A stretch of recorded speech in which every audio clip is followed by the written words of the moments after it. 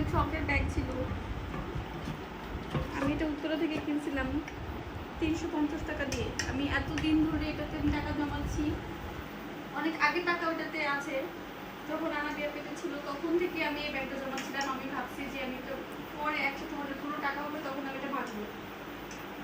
Even আমার সালামির টাকা যে আমি পাইছিলাম, আমি আমার সালামি সব টাকা এটার ভিতরে ঢুকাইছি যে আমি ভেঙে ফেলবো 2 দিন পরে, একসাথে অনেকগুলো টাকা হবে। কিন্তু আমরা সবাই বাইরে গেছিলাম ঈদের 2 দিন পরে ঘুরতে, তখন এসে দেখি, বাইরে থেকে এসে দেখি বাসায় ছিল, কিন্তু সবাই বাইরে যাওয়ার জন্য বাসায় এক রুমে শুধু একজন ছিল, আর বাকি রুমগুলো এরকমই আনলক ছিল।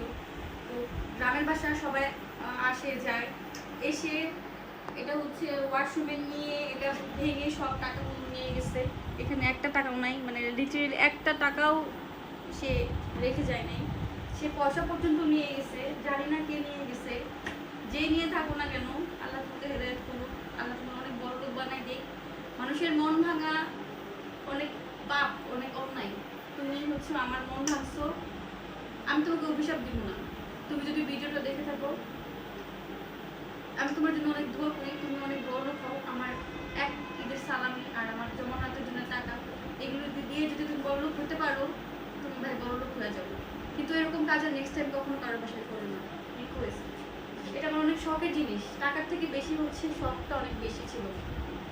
সো কি বলতে পারি, কিছু বলার নাই। আমার এই জন্য কষ্ট লাগছে যে আমার শখের জিনিস, এই জন্য আমি কান্না করতেছি। আর শুধু টাকার জন্য কান্না করতেছি সেটা না, টাকা হারালেও খারাপ লাগতেছে আমার, কিন্তু আমি মেয়েদের কান্না করতেছি। আমার শখের ব্যাগ ছিল, অনেক ইচ্ছে ছিল আমি এটা ভাঙবো, যদি একটা ভিডিও বানাবো, সবাইকে দেখাবো, অনেক টাকা জমাইছি। ঠিক আছে, ওকে।